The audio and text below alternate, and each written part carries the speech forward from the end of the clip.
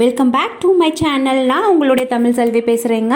இன்றைக்கி நம்ம பார்க்க போகிறது என்ன அப்படின்னா, சளி, இருமல், ரொம்ப இந்த ட்ரை காஃப் இதெல்லாம் இருக்கு இல்லையா, அது வந்து 2 நாளில் போகக்கூடிய ஒரு கஷாயம், ஸ்வீட் கஷாயம். அது எப்படி செய்கிறது அப்படின்னும், அது நம்ம குடிக்கிறதுனால என்ன பெனிஃபிட் அப்படின்றதையும் நான் சொல்ல போகிறேன். அது எதில் பண்ண போகிறோம் அப்படின்னா, கடலை மாவில் தாங்க.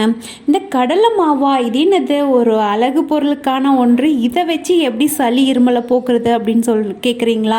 இது வந்து அந்த காலத்தில் வந்து இந்த சளி இருமல் பிரச்சனைக்காகவே அதை வந்து கொடுத்துட்டு வந்தாங்க.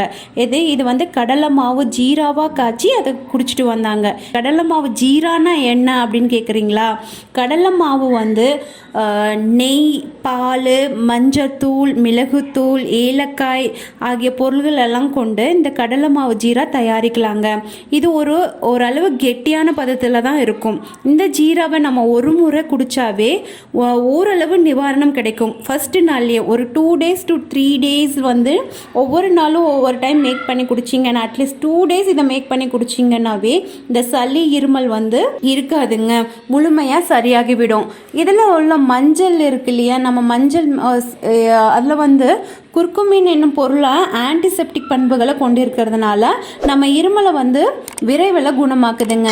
அப்புறமா மிளகு நம்ம சேர்க்குறோம் இல்லையா, அதில் ஆன்டிபாக்டீரியா பண்புகள் கொண்டதுனால நம்ம தொண்டையில் இருக்கிற கரகரப்பு இருந்து நிவாரணம் அளிக்கிறது.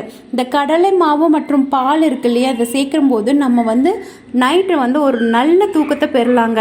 இந்த கடலை மாவு ஜீரா எப்பவுமே நைட்டு தூங்க போகும் முன்னாடி ஒரு 1/2 an hour முன்னாடி இதை குடிக்கலாம்.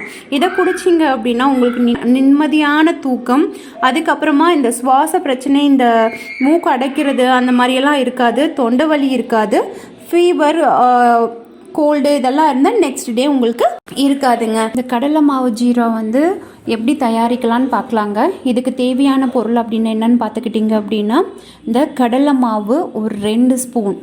ஒருத்தருக்கு தயாரிக்கிறது அப்படின்னா, ஒருத்தருக்கு அப்படின்றது 2 பேர்த்துக்கு கூட, இது ஒருத்தருக்கு தாங்க ஆகும். ஒருத்தருக்கான அளவு நான் சொல்கிறேன். கடலை மாவு 2 ஸ்பூன், சர்க்கரை தேவையான அளவு நீங்கள் வேணும்னா போட்டுக்கலாம், இல்லாட்டி தேவையில்லை.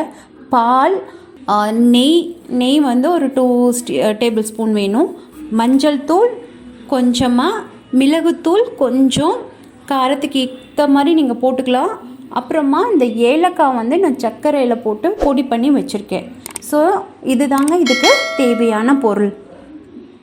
இப்போ என்ன பண்ணணும் அப்படின்னா, நம்ம வந்து ஃபஸ்ட்டு ஒரு இதில் வந்து கடாயில் வந்து நெய்யை ஊற்றிட்டு அதுக்கப்புறமா இந்த கடலை மாவை போட்டு நல்லா கிளறி விடணுங்க. அது வந்து நீங்கள் வந்து திரியாக இல்லாத அளவுக்கு நல்லா பேஸ்ட்டு வந்து நல்லா இது பண்ணியே விட்டுட்டு இருக்கும்போது அப்புறமா பால் போட்டு நல்லா இது பண்ணி விடுங்க. திரி ஆகாத அளவுக்கு நல்லா அழுத்தி அதை வந்து நல்லா மிக்ஸ் பண்ணிகிட்டே இருக்கணும். மிக்ஸ் பண்ணதுக்கப்புறமா நீங்கள் என்ன பண்ணணுன்னா, அந்த மஞ்சள் தூள், மிளகுத்தூள், அப்புறமா அந்த நீங்கள் அந்த ஏலக்காய் வந்து பொடி பண்ணி வச்சுருப்பீங்களா, அந்த ஏலக்காய் பொடி எல்லாத்தையும் போட்டுட்டு நல்லா மிக்ஸ் பண்ணணும். அது வந்து ஒரு கெட்டியான பதத்தில் வர வரைக்கும் நீங்கள் அதை பண்ணிகிட்டே இருக்கணுங்க. இங்கே பாருங்கள், நான் பண்ணிகிட்ருக்கேன் இல்லையா, அதை பார்த்தீங்கன்னா உங்களுக்கு தெரியும். ஸோ ஓரளவுக்கு நம்ம குடிக்கிற அளவுக்கு, ஸ்பூனில் எடுத்து குடிக்கிற அளவுக்கு ஓரளவுக்கு கெட்டியான பதம் வேணும். ரொம்ப கெட்டி ஆயிடுச்சு அப்படின்னா நீங்கள் காய்ச்சின பாலை வந்து எடுத்துக்கலாம். ஆக்சுவலி இதுக்கு காய்ச்சின பால் தான் போடணுங்க, காய்ச்சின பால் தான் ஊற்றணும். இதுக்கு கடலை மாவு ஜீரா தயார். இந்த பதிப்பு உங்களுக்கு பிடிச்சிருந்தது அப்படின்னா ஒரு சின்ன லைக். இது வரைக்கும் என் சேனலை சப்ஸ்கிரைப் பண்ணாதவங்க சப்ஸ்கிரைப் பண்ணிவிடுங்க. மறக்காமல் பெல் ஐக்கானையும் ப்ரெஸ் பண்ணுங்கள். நான் இது போல் இன்னொரு புதிய தகவல்களுடன் நான் உங்களை வந்து மீட் பண்ணுறேன். Until then, bye from Tamilselvi.